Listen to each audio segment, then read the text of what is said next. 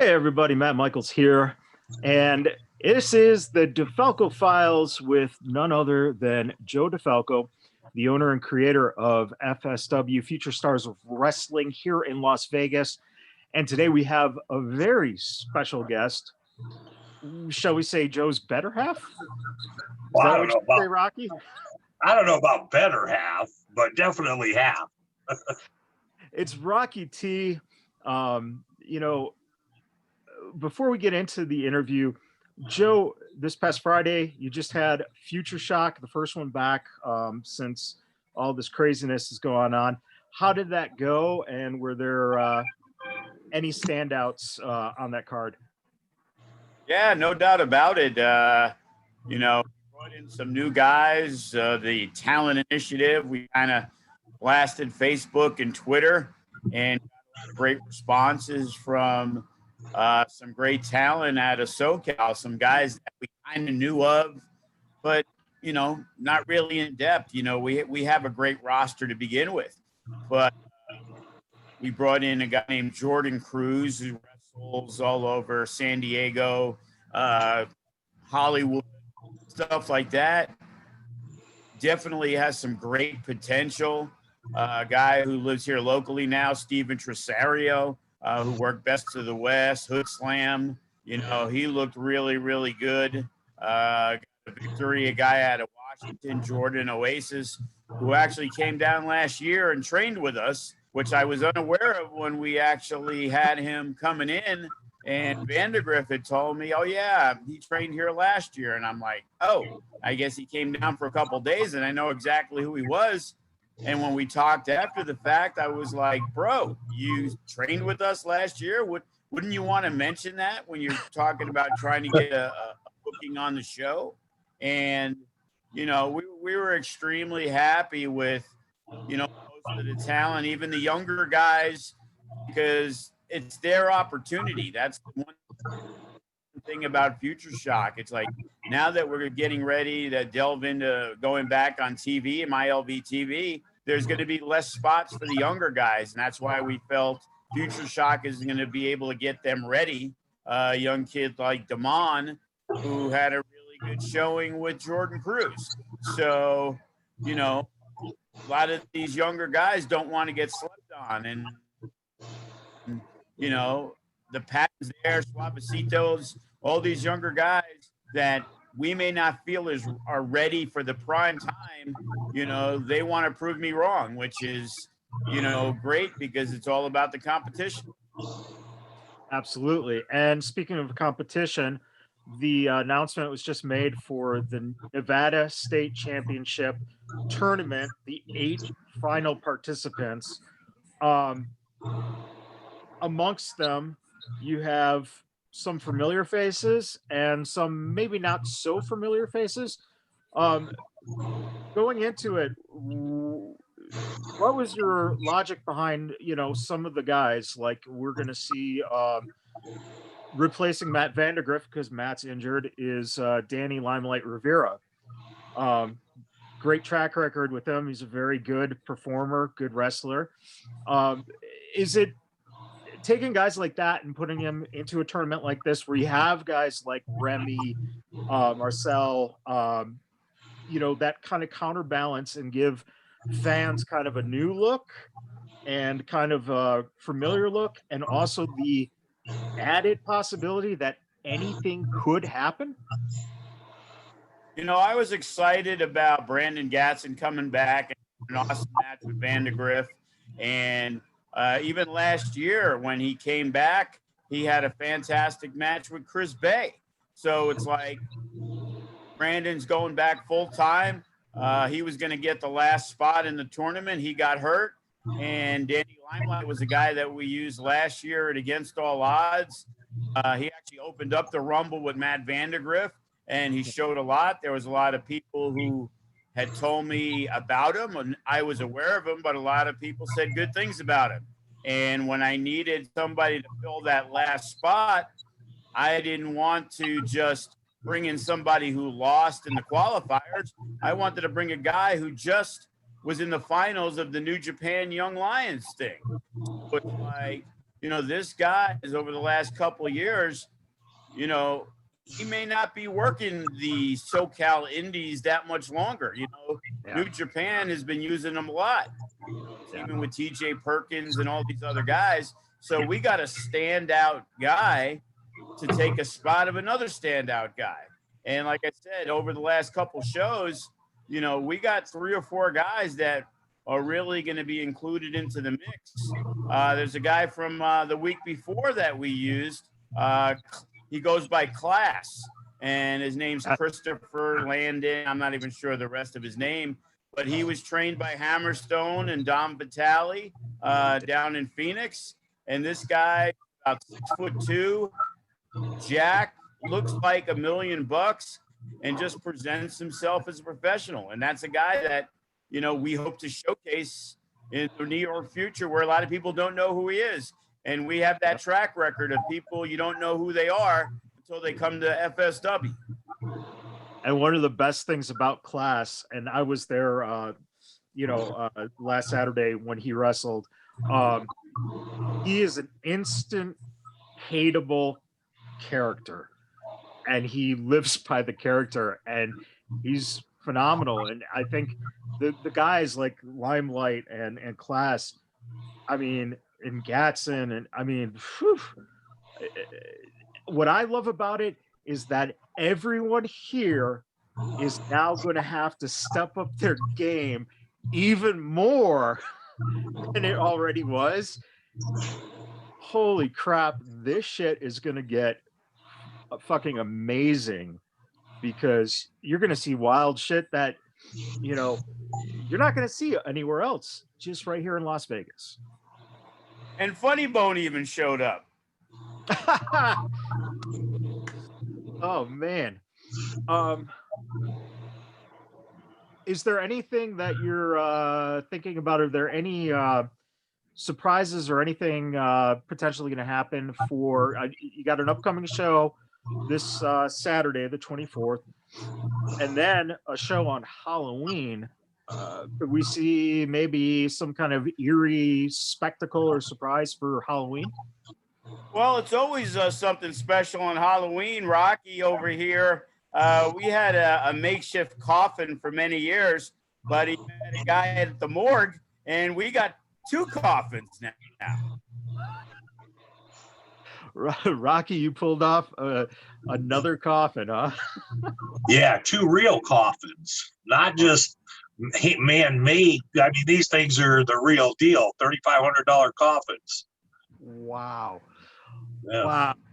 Wow. Well, that's some interesting stuff that can happen, especially when you got minds like Funny Bone are floating around who could come up with ideas for this. Let's get into talking a little bit, Rocky, about, you grew up on the East Coast. What brought you out to Las Vegas? When did you come out this way, man? I was right around 98, 97. I moved out here because my mom was out here. I've been all over the place. And when I got to Vegas, I was working for Western States Contractors. And I was doing a lot of bodyguard work, and I ended up opening up Rocky T Security, and hell, I did really, really well. So I stayed, but I've always been a wrestling guy, always, and when I met Joe and a couple other people, I think it was Michael Modest at the time, and then Jack Slammy, it was one of those things where I was all in, Yeah. And I'm glad I was, because FSW has definitely turned into something special. It really has. With you two being, East Coast guys, what was your most common ground that you guys found in each other? Was it the love of wrestling, or was it that other level of relating to, certain teams or certain food or? Well, it's kind of funny. So one of the guys that brought me into my motorcycle club, because I ride, I wear colors, and he was actually living with Joe at the time, and that's how I met Joe, was through a buddy of ours, mutual friend Casey. And then it was years later, I actually bought a house a couple doors down from Joe. And that's pretty much where it really began. So, and we knew each other, and I had gone to a couple of shows that Joe was doing commentary on. I think it was one of Rush's shows, and I was always hip to the wrestling. So any chance that I got, I was there. So, and then Booker T. Yeah, Booker T. That's right, absolutely. And from there, we just kind of became friends, and our mutual love for the wrestling business has brought us to where we are today. Joe, what did you initially find in Rocky that you thought was kind of was it a kindred spirit, or was it just a cool guy that you happen to meet through a roommate that through time becomes someone that you just kind of grow a little closer to? I would say money was the most important thing. I was getting ready. I had talked to different people, and we were looking to do the show, and I got the Rancho swap meet. And I probably had enough money to do that show. And if it didn't do well, then there probably wouldn't be any other shows. And I remember talking with Rocky, and he had met with Conan and talking about a few years back about hopefully getting AAA to run shows in the United States, and Rocky was looking to get involved with that. Well, that didn't go through, but I always remember that conversation because also me and Rush bought a lot of the memorabilia from the Nitro Grill. Right. So, and under. And because of my roommate, Casey, and Rocky, who love wrestling, Rocky ended up buying a lot of the stuff that we had.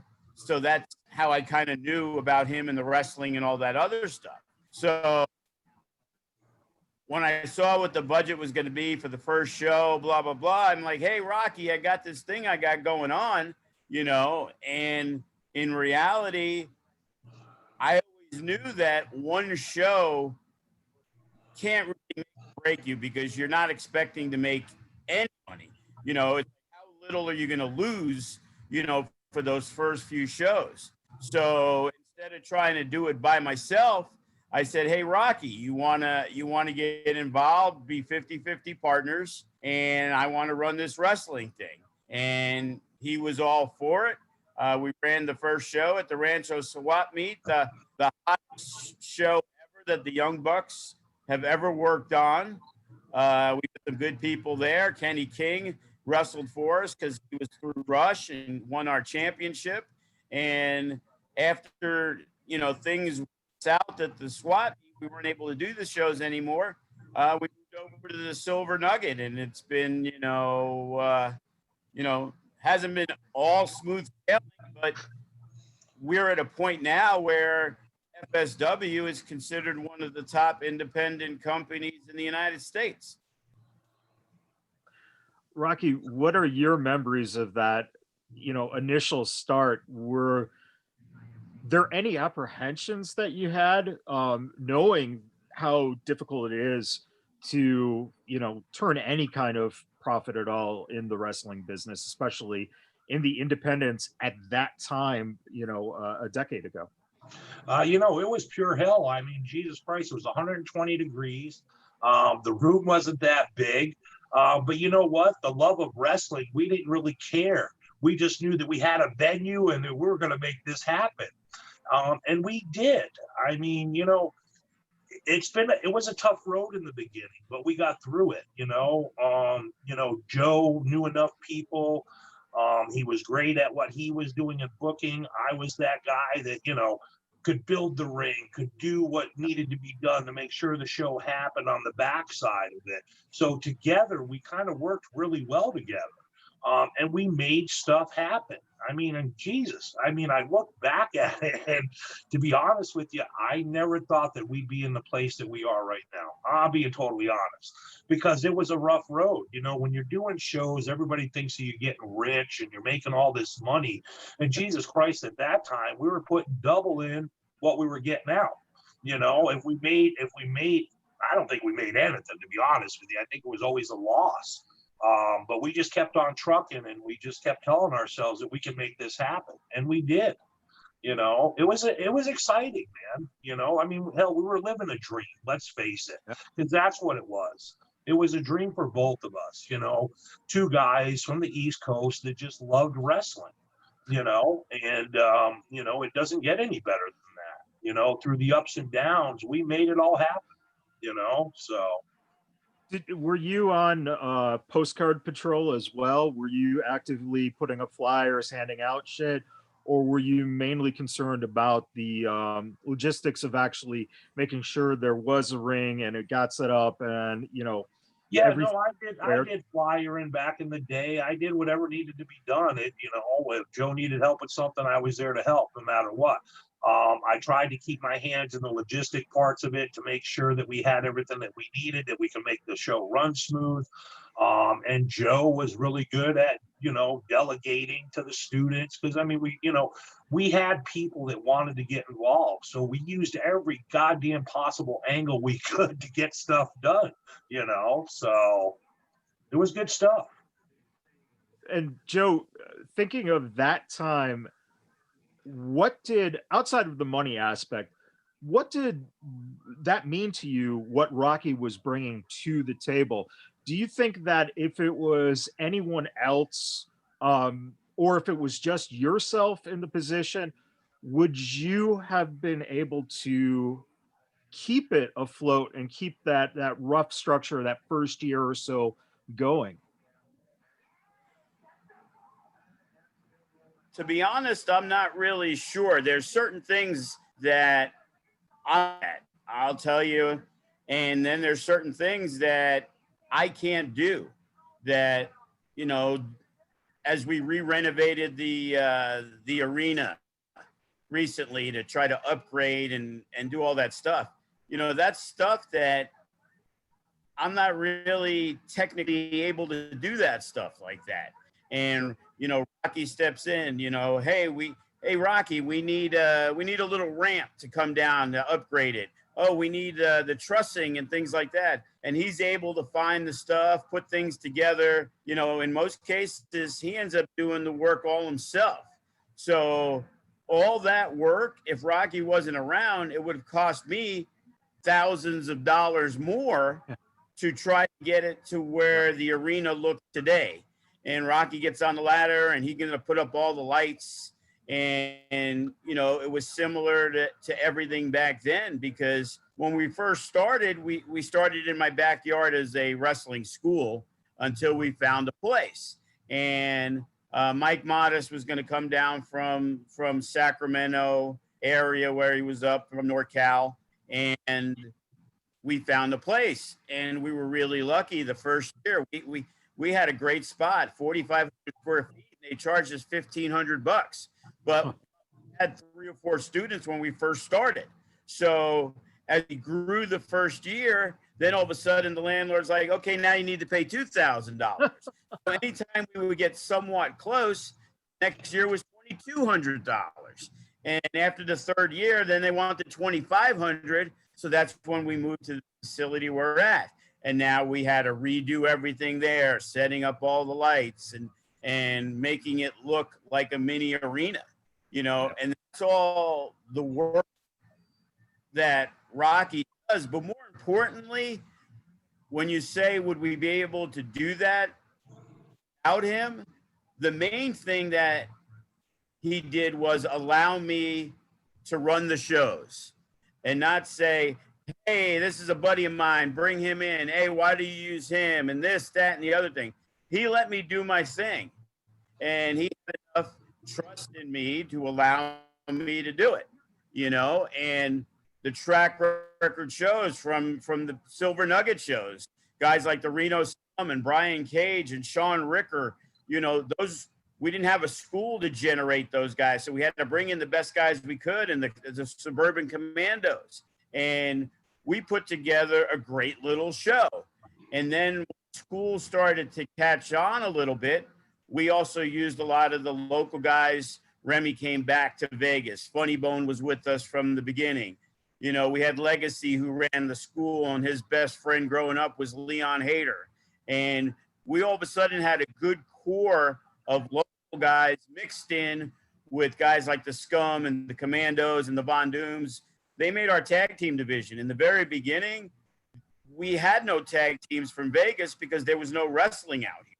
So, you know, everything we did from scratch. We had to build, and more importantly than doing all the grunt work and getting in the ring and having to set up, because I remember even helping sometimes. We go set up a ring at Fort Cheyenne for a guy who rented the ring, and it was me, Rocky, my kid, and my wife. I remember one time with Corky McPatrick.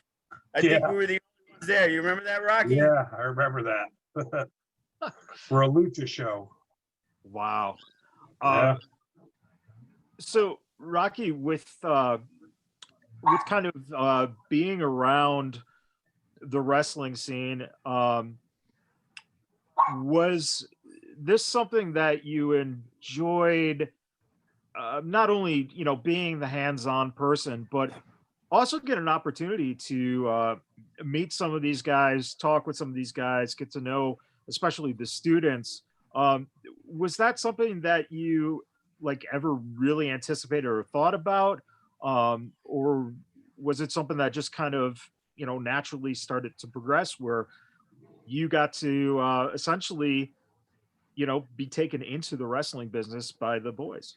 I knew Hulk Hogan, Macho Man Randy Savage. I grew up with Chief Jay Strongbow. I've always hobnobbed with wrestlers, so it wasn't something new. I'm not, you know, it was cool to be able to do that, but that wasn't why I was in the business. I mean, I get more thrills of watching these young guys, you know, better themselves and making it, like for, you know, Killer Cross and Chris Bay.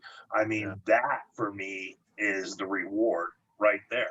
You know, I mean, I'm 54 years old, you know, I mean, I can get in there, I can take a hit or two, I can certainly give a hit or two, but I'm a little old for wrestling, you know what I'm saying, for full time. So, you know, it gave me an outlet too, because, you know, obviously I don't want to say I've been a character, because Rocky T really is Rocky T, but being able to play Rocky T in that atmosphere in the wrestling world is, you know, it's awesome, you know.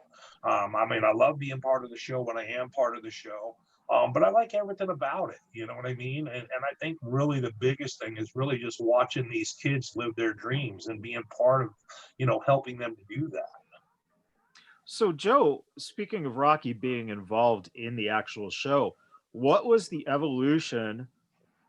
Was it something in your mind to start incorporating them, or how did the Rocky T character start coming about?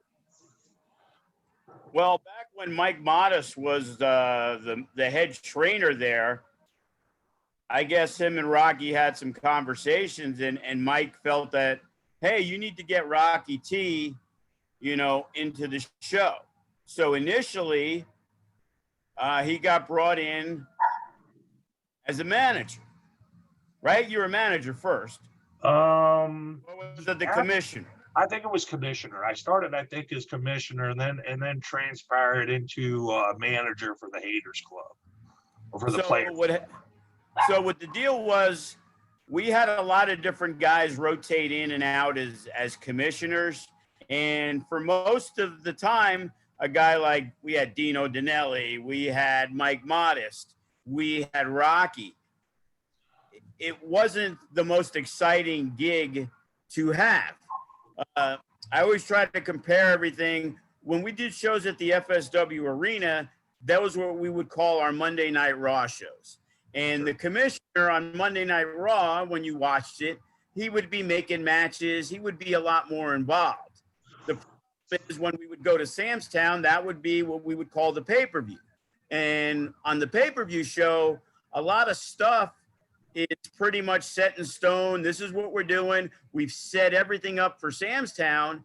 And now the commissioner has a lot less to do on that show. And Rocky wanted to be more involved. So that's when it came about. When Hader and Cash, we got them together, they became the Players Club, and Rocky was their manager. Normally, we don't use too many babyface managers, but in that situation, they were fan favorites, and Rocky slid right in, and you know, they had a really good run until, you know, Cash ended up moving away. But the Players Clubs, you know, the Players Club won the tag team titles, and, you know, and Rocky was involved with that for, you know, a few years at least. Yeah. Yeah. What's your favorite memories of the Players Club? Is there any moments that stick out to you in terms of, you know, something that happened, or you know, audience reactions that you didn't necessarily expect? Is there anything that you know, is a highlight moment for you? I don't think there was really an actual highlight moment. The Players Club, we used to do so many vignettes and so many promos, um, which was so fun. I mean, we went to different locations. We did shit on golf carts, playing poker. I mean, we just did so much stuff. It was ridiculous. And I really had a lot of fun doing that. I think probably one of the biggest moments was when they won the tag straps, and I believe that was at the Silverton in a cage match. It was big. I mean, I always had fun with them. I mean, you couldn't be part of the Players Club and not have fun, you know? So It was an impromptu cage match. The match wasn't even scheduled. yeah. And the Boys and the Players Club were fighting from outside into the ring. You know, I still dispute that the match was for the title, because Rocky T made the decision that it's going to be a title match that wasn't even on the card, and the Bonus Boys lost. But Rocky's being modest, because I know he's not modest to begin with, but his best moment is the fact that he'll tell you he's undefeated in FSW matches, pinning our old commissioner, the Big Unit, in a 6-man at Samstown. Before the Players Club. Was that something that you know, got kind of put onto you very unexpectedly before you walked through the curtain? No, not really. I mean, what had happened is a couple shows before that, my mom jumped Rush, and then my dad got involved. Unknowingly, nobody knew it was my mom and my dad. And that just kind of started a little war with Jason Partain and Rush, and then the commissioner, the Big Unit. So I went with it. You know what I'm saying? I was like, yeah, this is going to work. You know, a lot of storyline that I got into, I kind of just threw myself into it. It was one of those things, you know, and let's see where it goes. So, and you know, you kind of brought up the vignettes and promos. Joe, Rocky is a standout promo guy, correct?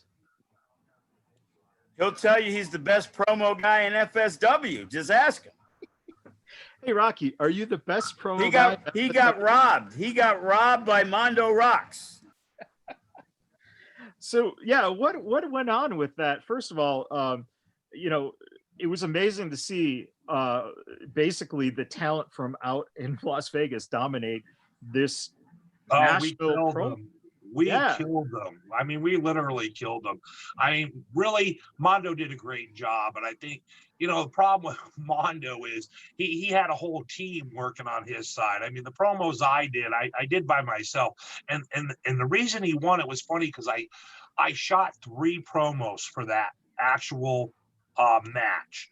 And I really just sent the wrong one in. And that was the honest. I sent the first one I sent in and asked the judges just because I wanted to know, would this have worked? I really was trying to be nice. And I think that's where my mistake was, because they were part of Vegas. I didn't want to be that asshole. I wasn't throwing those little tidbits in there. And I think that's what got me. You know, in the first one, I wasn't so nice. You know what I'm saying? Yeah. You know, being a face, even, you know, when I do my promos, I still try to put those guys over. I try to be the face, and it's tough sometimes, you know, but that was a fun experience. You know, I mean, we really, Las Vegas, all the guys involved. I mean, we just smoked those guys, literally smoked them. So it was fun. You know, you said, you know, being the face, for you, is it easier to be a face because you are a very nice guy, but you got a heel look? Is it something that, you know, so what is the contrast there? Do you, I mean, ultimately, would you feel comfortable as, the most hated guy in Las Vegas? I don't think I would. I love the fans. I mean, I can come out and just fix the ring and the fans chant Rocky. I mean, I'm serious. I don't know how I would react getting booed. Wasn't too long ago, I did a little heel turn on Leon Hader, and it almost brought tears to my eyes. I'm gonna be totally honest with you. I didn't want to do it, but I did it anyway. I like being that guy. I like being the face. But here's the problem with being a face. If I'm a manager, whatever it is, I don't get into the action. I'm a big guy. I've been training for the last 3 years, and I'm bigger than most of the guys we have. As a face, I can't do those run-ins. I can't be body slamming people. I can't be doing this because I got to be the good guy. So, there's going to come a time where I think I'm just not going to be a good guy anymore, and I'm going to be that evil whatever. You know what I'm saying? Just because it's going to give me more to do. I don't know how I'll handle it, but I guess we'll find out. So Joe, I know he doesn't like Sin Bodhi very much, so that may mean something right there. Just saying. Oh my God, I couldn't imagine, Rocky, what you would have to put your body through if Sin got a hold of you. Me and Sin have a great relationship. He's been wanting to run a program with me, and it might happen. I mean, we've got a couple of things that we're looking at right now to get me back into storyline, with some different angles. Maybe not. Yeah, I don't want to say manager exactly, but we're working on something to get back into the show.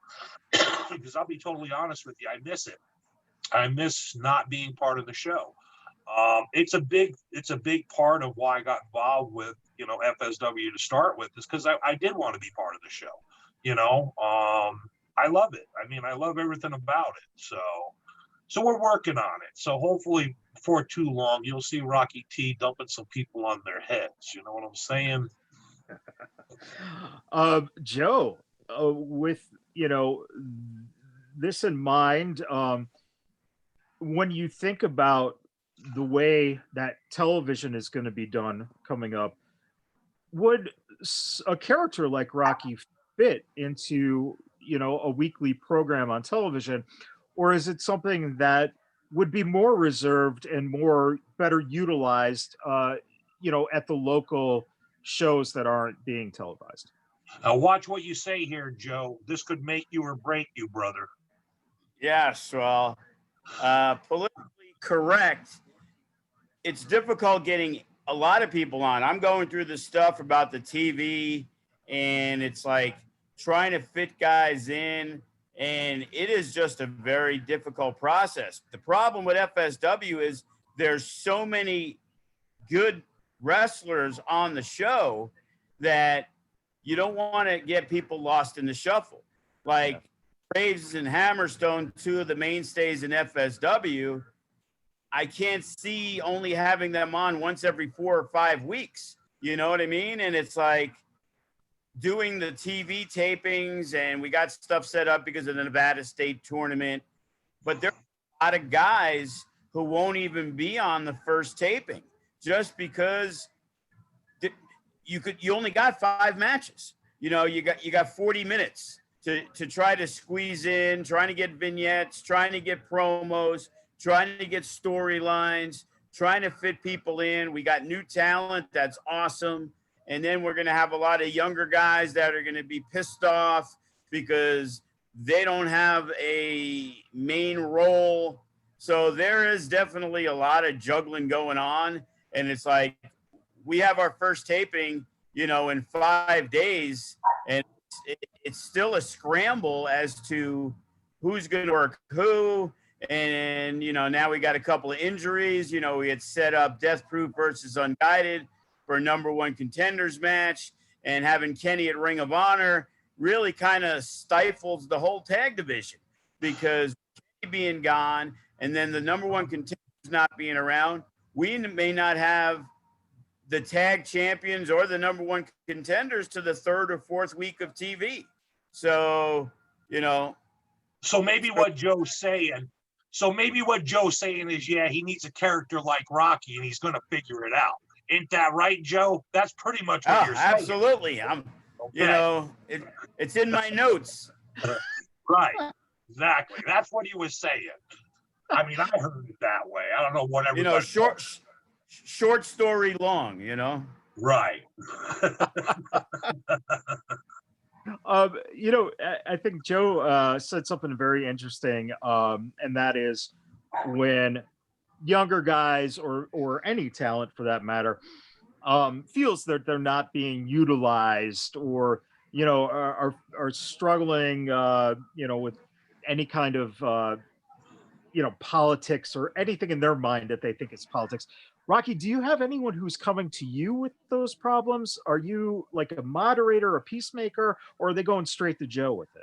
No, I mean, some of the guys come to me, and this is the thing, being a partner with Joe all these years, I pretty much know where Joe's head's at with everything. If a guy works his ass off, Joe gives him an opportunity. I mean, you know why our shows are so goddamn long? Because Joe's got such a big goddamn heart, wants to have everybody on the goddamn show, so I think most people know that now. I mean, if you deserve a spot, Joe's going to give you a spot, I try not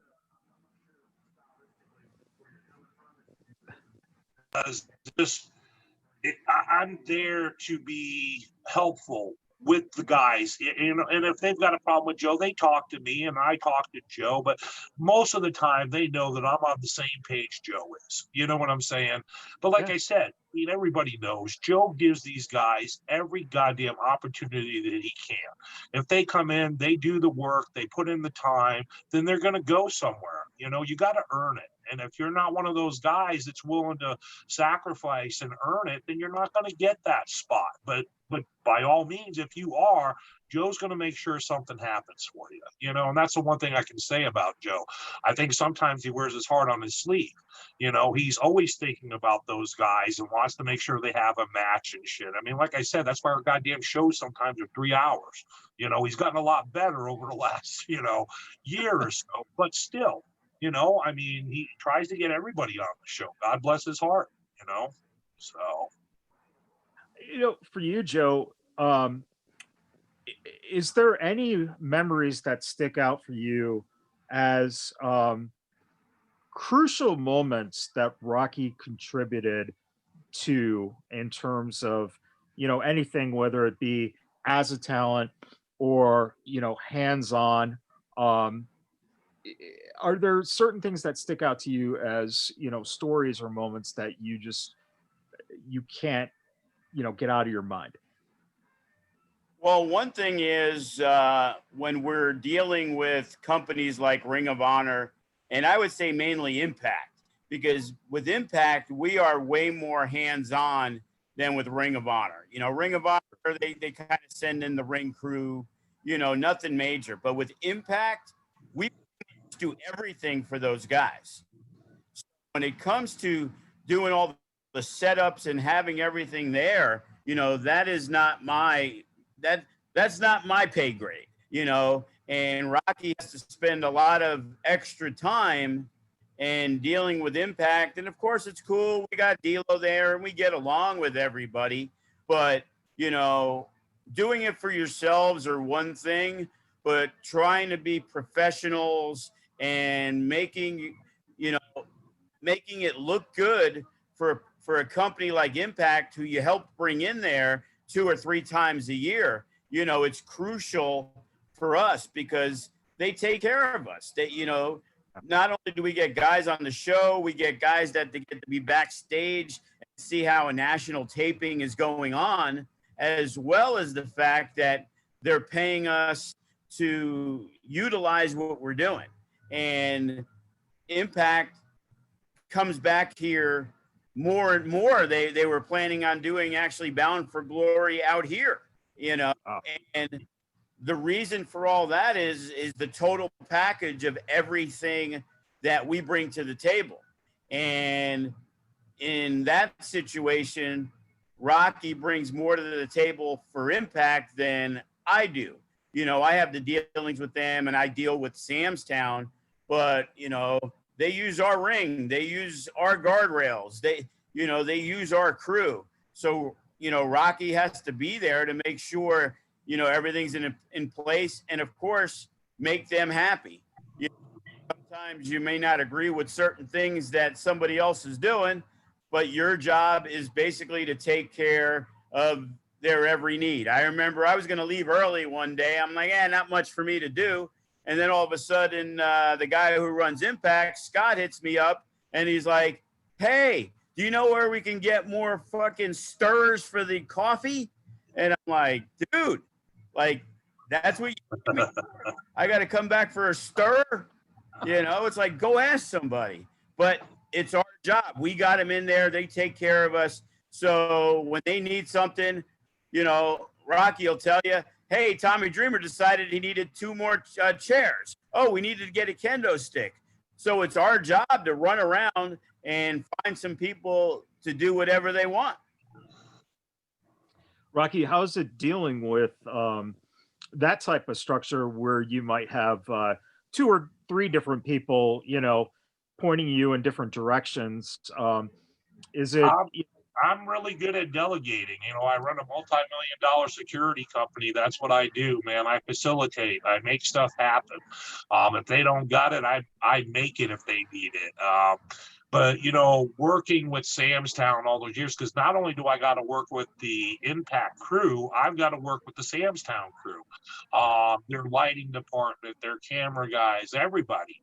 And I know everybody, and I've worked with them enough where, for me, it's a breeze. I go in there, I know what needs to be done. I know where everything needs to go. I know what the setup is. About the only thing that I don't do is their backdrop, their televisions. They bring a big company in for that. But other than that, I do everything. I set everything. But that's what I'm good at. I'm good at making shit happen. I mean, that's what my job is, make sure the show goes on without a hitch. That's what I got to do. And I'm good at doing that. So, but I'm a very respectful person too. I know how to deal with people. I know how to talk to people. And I definitely know how to get the job done. I mean, you could probably ask some of the students and they'll tell you when it comes time for crunch time, man, I'm cracking that whip. It's not all fun and games all the time. And, I instill that in them, that this is an opportunity for you. And we're here to do, to do a job. Let's get that job done. The fun comes at the end of it. You know what I'm saying? And we're always on a time crunch. Things have to be done in a certain time frame, because then it starts costing even more money. I mean, they charge by the hour for the lighting guy and this guy and that guy. When they're doing, paid per views, it starts at this time and it ends at this time. So everything has to be done, and it has to be done on a time limit.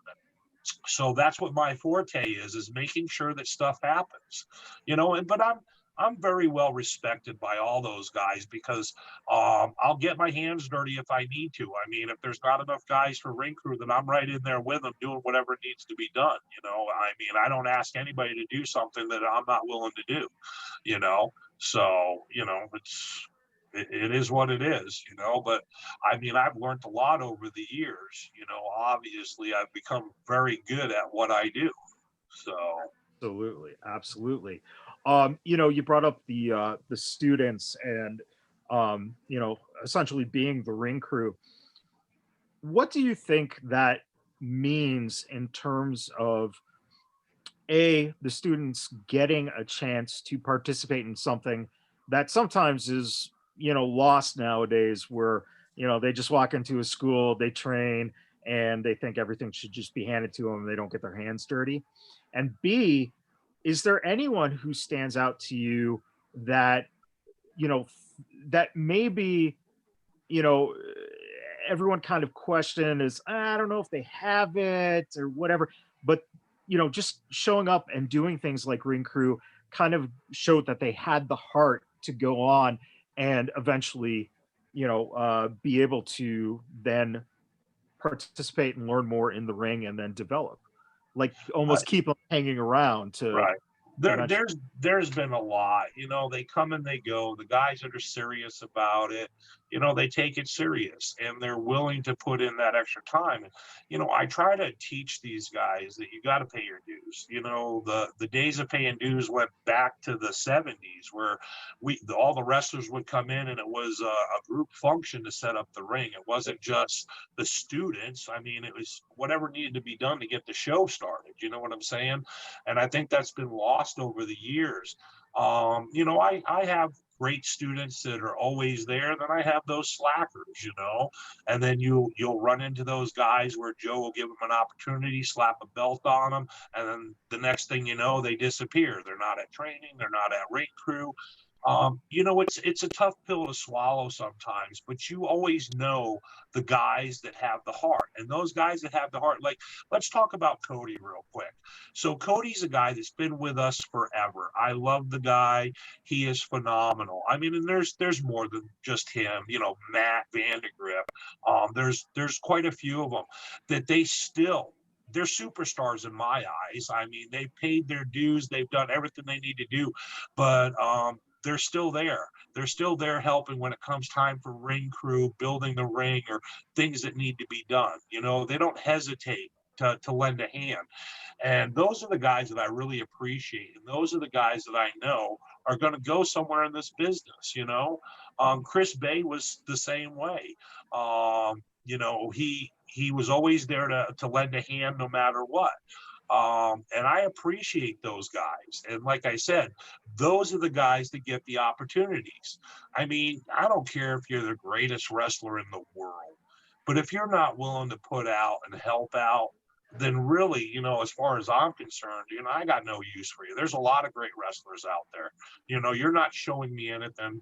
You're not helping the guys. You're doing everything you're doing for yourself. And unfortunately, in the wrestling business, it's not just about you.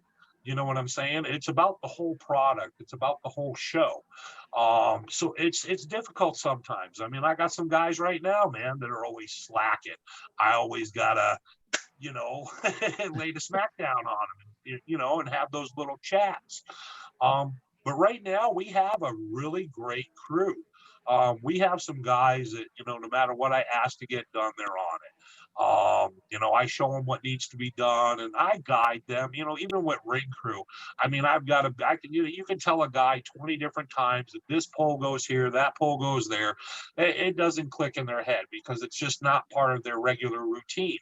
So I always still got to be there to make sure things are set the way they need to be set. My biggest thing is safety. When it comes to ladder matches, whatever it might be, cages, I've got probably the fastest record of setting up a cage in an event than anywhere in the world besides WWE lowering a cage. It's always about safety for me. So when I'm doing anything, it's always about keeping the guys safe as possible. But yeah, man, we got a great crew. There's, I don't like mentioning names of who's this and who's that. It just comes with the business. You're gonna have those guys that are exceptional, and then you're gonna have those guys that are just lazy. And who was it that we brought in, Joe? And he said there's three kinds of wrestlers. You got your weekend warrior guy. You got that guy that just wants to wrestle in town. And then you got that guy that wants to be a professional. And that's kind of where we're at. That's what you have. Yeah. And you figure that out real quick. This guy just wants to call himself a wrestler. He wants to work a show here and there.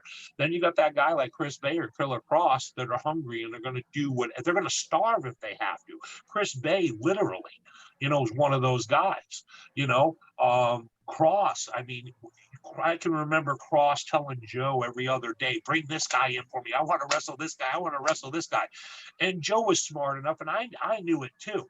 I took Cross into the office, I think, when he first came in, and I gave him a scenario to cut a promo, and my jaw dropped to the goddamn ground. I was like, holy shit, you've never done this before? He's like, I took acting class here and there, but, I was like, oh my God, boy, Joe, Joe knew it. This guy was going to be a star.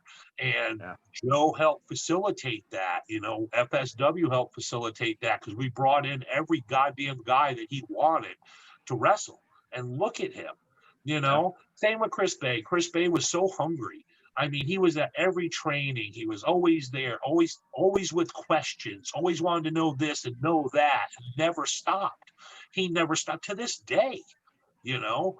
And those are the guys that stick out there, and you can see that in a guy. You know, we've got a young kid there now, and I'm not going to put his name or nothing out, but I mean, phenomenal. I watched him in, I think it was probably his second match. He's a student. I made him my gym manager. And the kid's phenomenal. He's there early every day, always asking me what needs to be done. You know, I went down today with a big list of things that I wanted done, because obviously with TV taping coming up, I want everything to be prestige. I want everything, you know, bling bling it. And he's right on it, you know. So he's one of those, and he's always got questions. Jesus Christ, if D'Lo comes in, his hand is up like the whole goddamn time. Question after question after question after question after question. And I love it, you know. But those are the guys that are going to go somewhere in this business, because they have a big heart for it. You know what I'm saying? And that's what it takes, man. You know, you don't just come into this business, throw on some trunks, train for a couple of months, and become a professional wrestler. It doesn't work that way. And that is a big part. And I think it's so hard, probably hard for Joe too, to get that through some of these guys, that sometimes it takes years to get really, really good and learn this craft. You know, especially nowadays, because let's face it, back in the old school days of, you know, the Hulk Hogan's and stuff. I mean, you know, a guy went in there and he had, you know, 5 or 6 big man moves, and that was his thing. He could talk and he had the right look. Nowadays, guys are off the top rope. They're doing 360. They're doing the stuff they're doing nowadays is just unbelievable, you know, and it's hard to keep up with that, you know. So I mean, we just had a guy that kept telling me, and he's not with us anymore, but he kept driving me and Joe crazy. He's going to be a superstar. He's the next WWE big thing. Me, honestly, I just couldn't see it in the guy. You know what I'm saying? I mean, Sure. You can look at a guy and tell if he's going to make it. You know what I'm saying? It's that simple.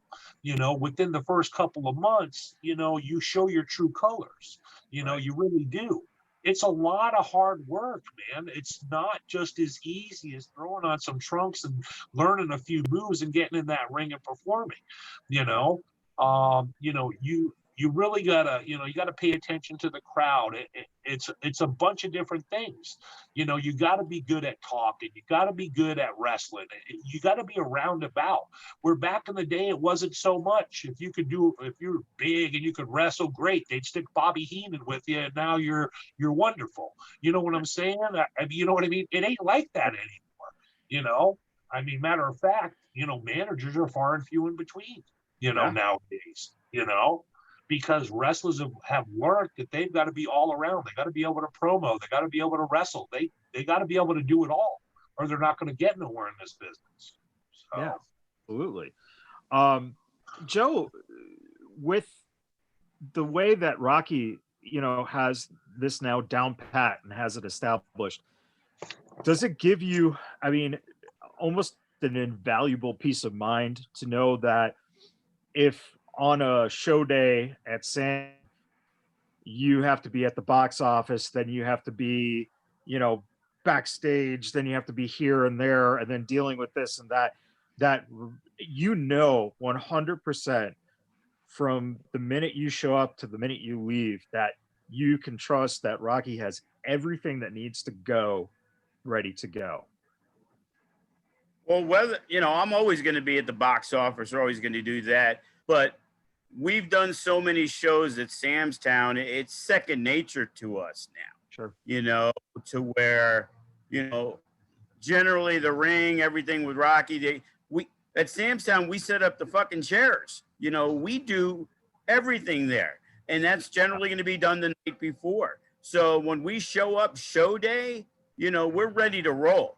It's just getting the doors open and getting things rolling. You know, we're a pretty well-oiled machine now that, you know, production's in place. You know, there's the 3 stages. There's the production, there's the live event that we got to deal with the crew there, which is what I generally handle. And then all the other stuff, you know, when the show is getting ready to start, we're generally ready to roll.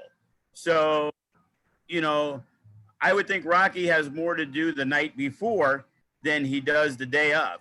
And the day of, he can wear his fedora and he can sit at ringside by the bell and, you know, pretty much enjoy the show.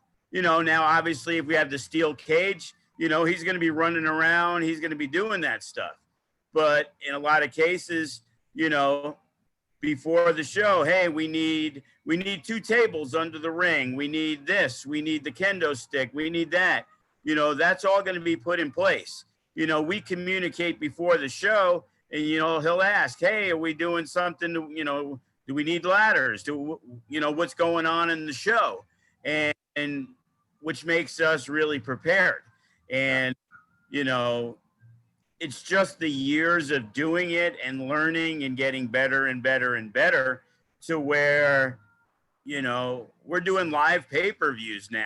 You know what I mean? It's like, you know, the production has been upped. We haven't really getting to see everything that we've done because we've only been able to do some stuff at the school, and, you know, it's a lot smaller.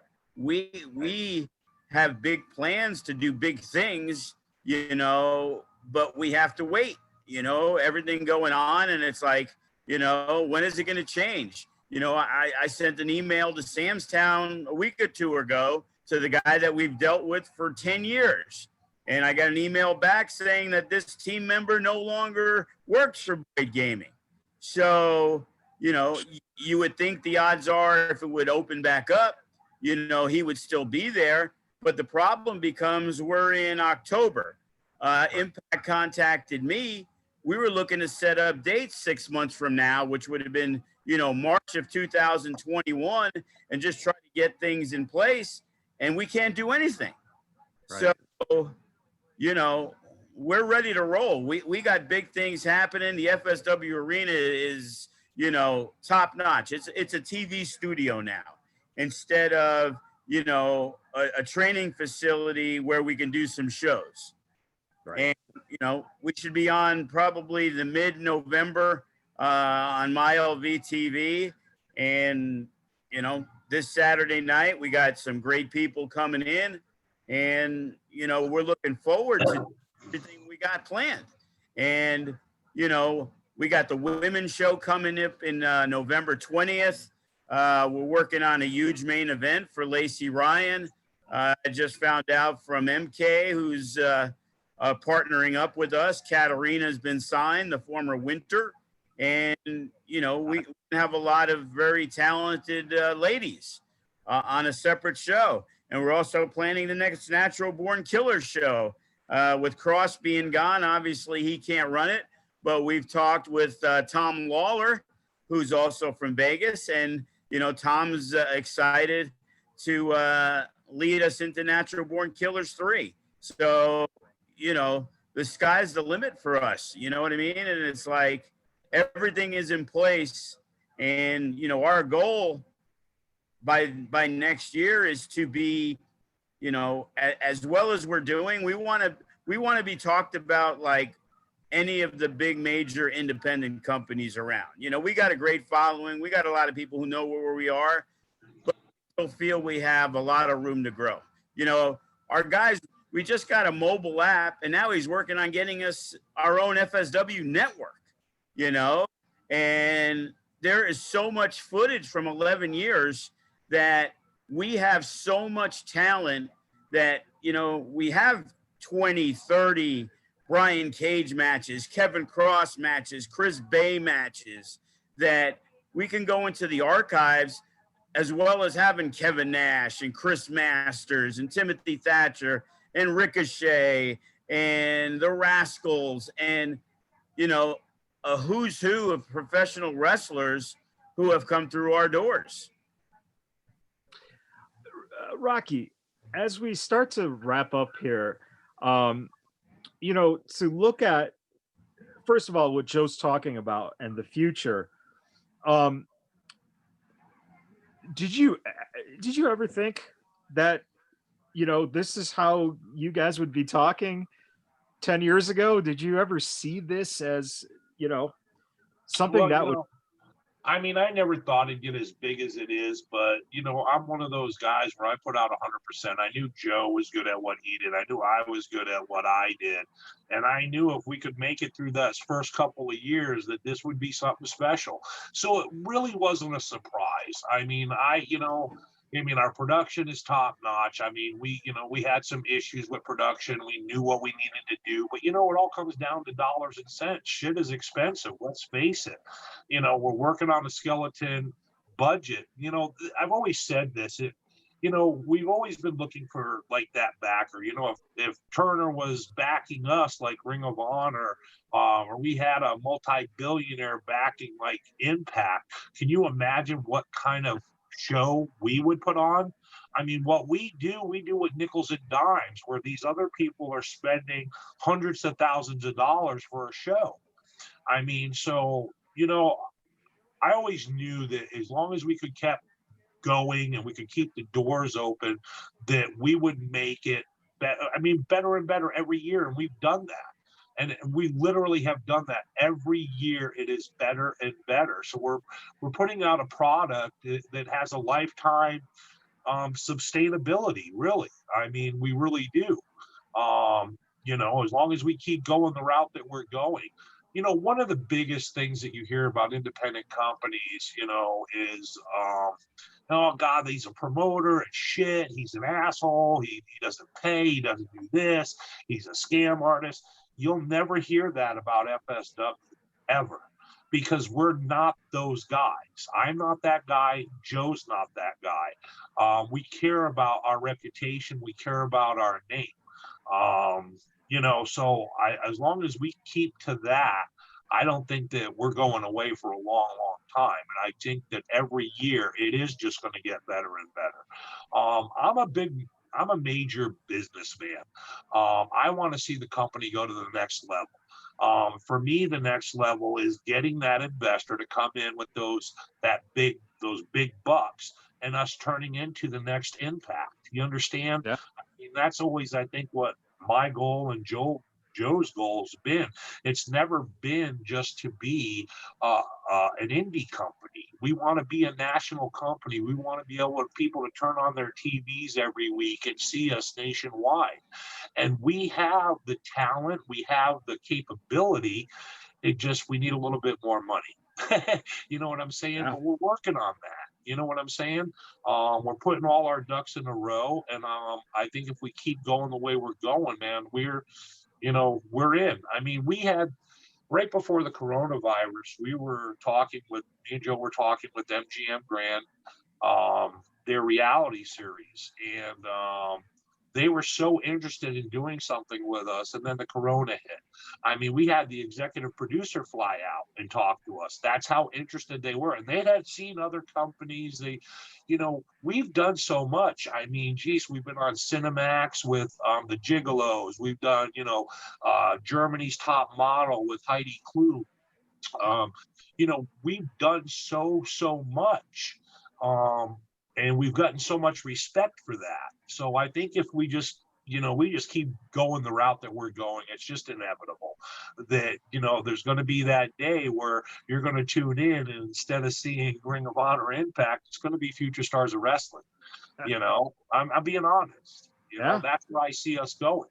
And we strive to get there. And, everything that we do between me and Joe, and little Joey, I mean, and everybody else that's involved with FSW, we see a vision, and we know what it's going to take to get there. And we're working as hard as we can to do that. It's amazing that you guys have had such a wonderful working relationship. A lot of times you hit a 5-year mark or so, and things start to, become tensionful, things fall apart. But the remarkable thing, in just meeting both of you and knowing both of you a little bit, and I love the fact that you guys are fucking honest, period. And B, you do things the right way, which is one of the most important things in my 25 years or so of being around show business and entertainment in general. there are so many fucking corners cut. There are so many people just trying to make a quick turn on something or make themselves over.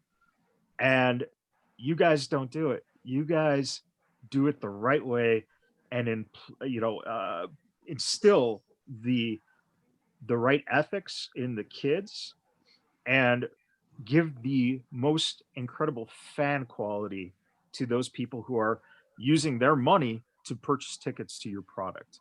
And I think that more than anything, A, equals the success that should be coming your way, and B, separates FSW from the countless other things that are out there that are just toxic. And that's one of my favorite things about you guys, is you guys are not toxic. You guys are inviting. And I mean, it's just wonderful to see that you guys have a loving relationship, a joking relationship, and still can count on each other without having to put an ego up there. And it's amazing. And that's why I think from something as simple as Rocky, the arena looks fucking solid, man. Yeah. It was amazing to walk into that place and to just be like, whoa. Right. And I still got a little bit more yet to do. I mean, I'm still working on some stuff. I mean, but we're just about there. We're almost there. It was it was a good 5-6 months to get the arena to where it needed to be, slowly but surely. But we're on it. I think the great thing with me and Joe is, I don't get in his business. He doesn't get in my business. We share that 50% right down the line. He's good at what he does. I'm good at what I do. And to be honest with you, I don't think I could do it with anybody else. And I don't think that he could do it with anybody else. I think it's the two of us together, along with little Joey. I don't want to leave him out, because he's a big part of what we're doing. But I think it's all of us together. That's really, you can't put the success of FSW on my back. You couldn't put it on Joe's back, little Joey's. I mean, it's all of us. And when I say all of us, I mean the talent as well. I mean, if we didn't have the guys, that stuck with us over the years, like they have, like the Remy Marcells and the Codys and, all those guys, I mean, we certainly wouldn't be where we are. They've stuck through with us through thick and thin. So I think it's it really is a family. We are a family at FSW, and we treat it as such. And I think that's made us very successful. We're not out there to cheat people. We're not out there to, we're out there to give the best product that we can, but we put our heart and souls in it. And I think that's the biggest thing. It's not a money thing for me and Joe. I mean, I wish we made more money. I mean, we all want to make money on businesses that we're doing, but really what we do is we do it out of a love for wrestling. I mean, that's why we're involved in this, and that's why we do it. If we get a payday someday, hey man, more power to us. It's not like we're taking a lot of money out of our pockets now like we used to. Things are very sustainable. We're a little bit smarter than we used to be, and we make it happen. But I think all of us together is really truly what's made FSW what it is.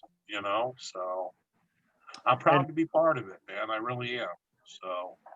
And Joe, any final thoughts as we wrap the episode?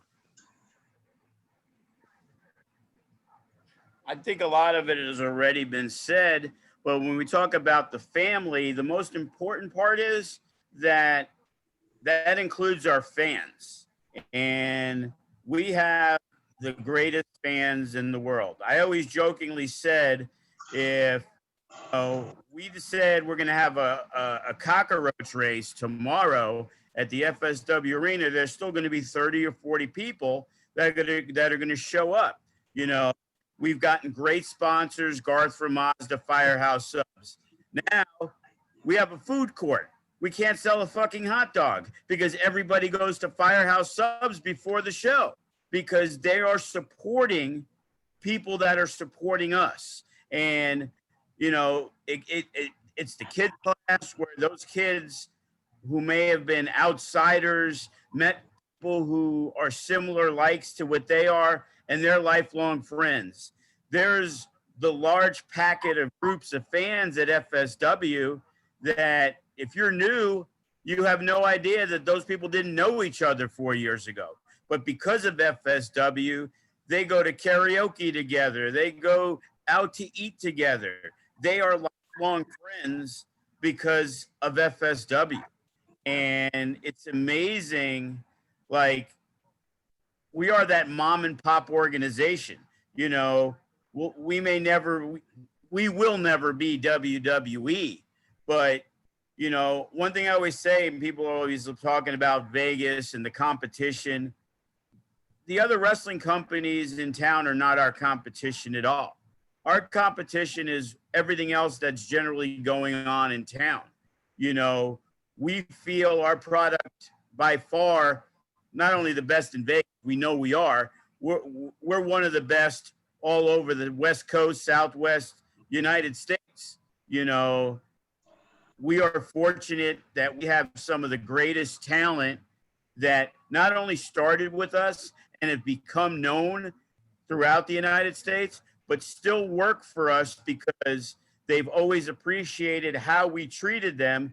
That I always talk about a guy like Hammerstone and a guy like Chris Bay and a guy like Cross, that even though they were making a lot more money working elsewhere, they still made their way to work as many FSW shows as possible. And there's not a lot of companies that can say that.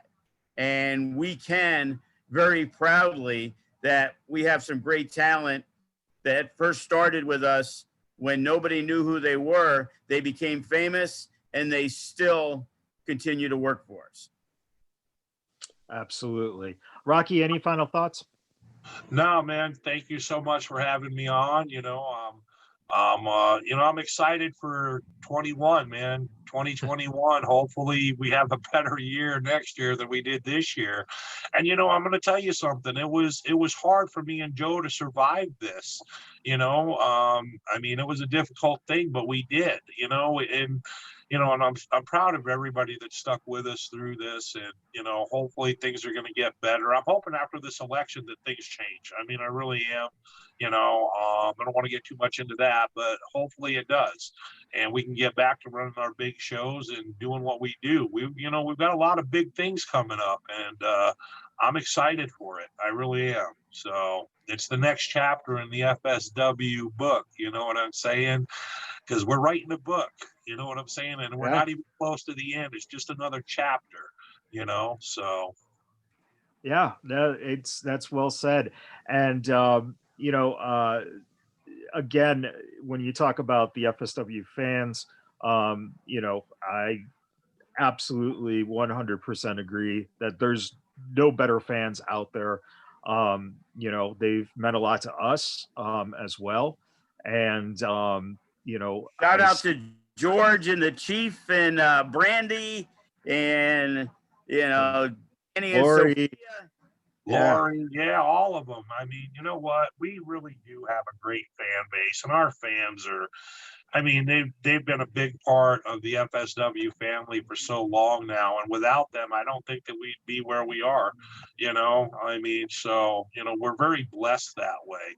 That they're willing to come and spend their money with us, and a lot of them don't have a lot of money, but they make sure that they put enough money away to come see FSW, which is greatly appreciated. And we remember them as much as we can, and we do what we do. We really do for them. Let's face it. So.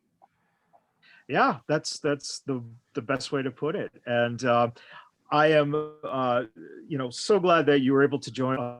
Again, those fans were the ones who were going, "Hey, where's the Rocky T episode?" So, right. It's like, I'm like, I got to work. I hobnob with the fans. I love the fans, and I make sure that I let them know that I do. I care about all of them. I appreciate all of them, so I go out of my way to make them feel as special as possible, because really, truly, they are special. So I'm glad that they shouted out to you and they wanted me on. It's, it's really my pleasure. So very excited. Excellent. And with that, remember, every week, the DeFalco Files, the truth is here. Please download, subscribe, share, and review. And please, listen to the different things we offer for the Vegas BadBoyz of podcasting. But also, please check out Twitch, check YouTube, and check out MyLV. Mobile app. And the mobile app that FSW has, which has some fabulous stuff going on. And we're getting the Twitch channel is Ben and Joey are doing great jobs in presenting a lot of content. So please look up FSW's Twitch channel, because you're going to see matches and new original programming. The Primo Popo cooking show. Oh my God. We're going to have a bake-off. We're going to have a bake-off, Rocky versus Primo. Oh, I love it. Gauntlet is thrown. I love it. And Mondo's new the horror the horror films with Mondo. I just so inventive and creative, and I think that is just a key. And please, everyone, support FSW and Future Stars Wrestling. And until next week, we'll say goodbye, everybody. Hey, everybody, have a good night. Good. There we go.